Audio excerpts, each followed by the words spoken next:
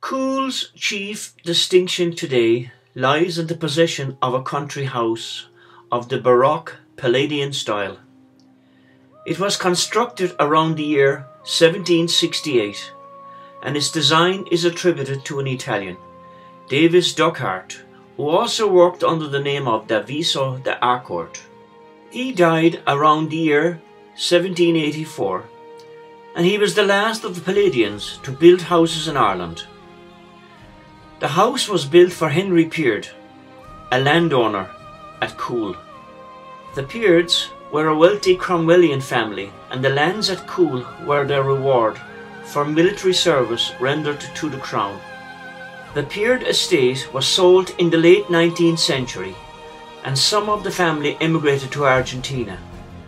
The front of the house is built of cut stone, but the roof design was altered from its original design sometime in the 19th century. The Peards followed an old family custom of planting an oak or an elm tree on the grounds each time a child was born. However, these trees were cut down during the Second World War.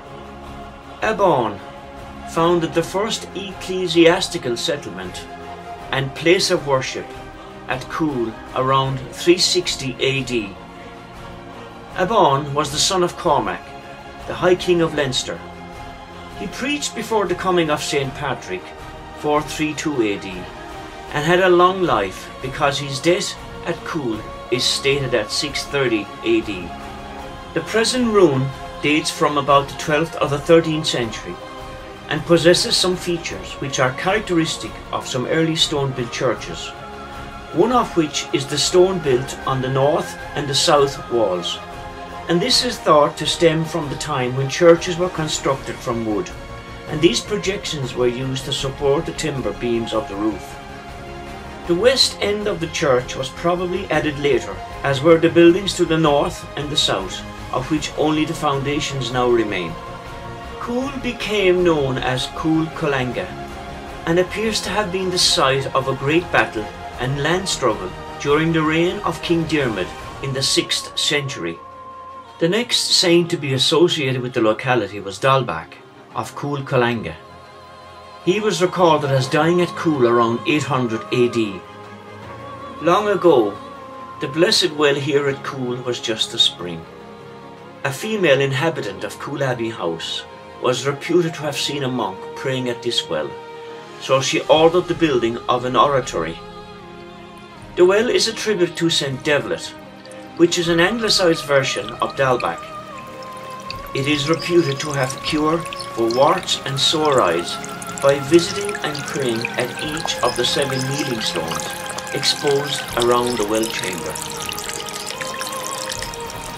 People used to make rounds at the well by saying a decade of the rosary, and this ritual had to be carried out 3 times in succession in silence.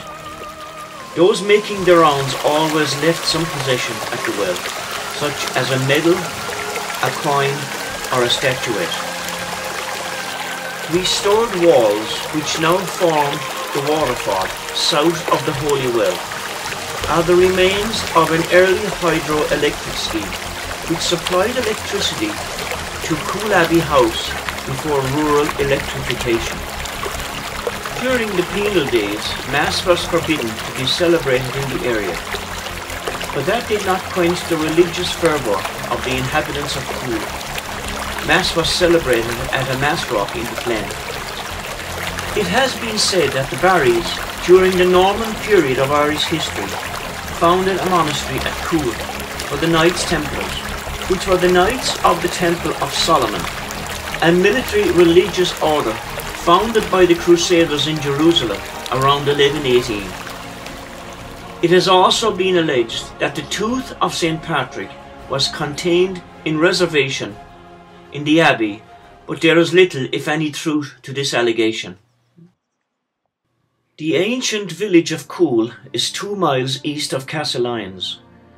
It is the only known village that can boast of having a blessed well, 2 churches, and a graveyard, and all in the same field. The saint who built the church, now the abbey ruin, was reputed to have built 8 similar churches throughout the country. Only 2 churches survive today.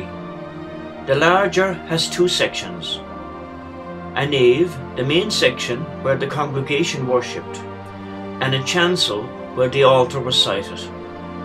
The nave itself, originally a single-cell church, with projections of the side walls to carry the ends of the roof, and may date from the early 12th century. The chancel was added in the 13th century.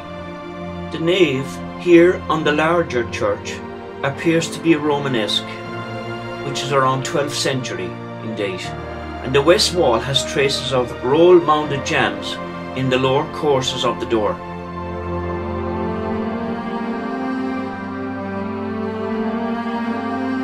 A number of saints are alleged to have had connections with these churches in Coole. The foundation of the church in Coole is attributed to Saint Abban, but due to the confusion over the history of the early Irish saints, this information could be unreliable.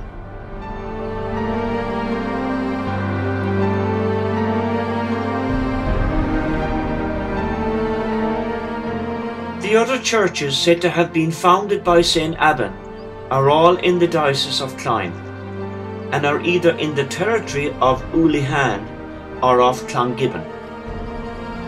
Another saint associated with the church in Coole is Saint Dalbach, who belonged to a branch of the Ulihan.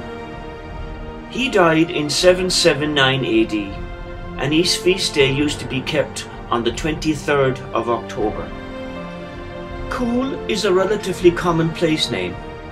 It was often a name given to a corner of land of one territory, in this case the Condons and Clongibbons, which juts into the land of Ulihan or Barrymore. During Norman times, Coole land was the cause of frequent squabbles and fighting between the Norman landowners, the Condons and the Barrys, and the ownership of Coole used to pass from one to the other.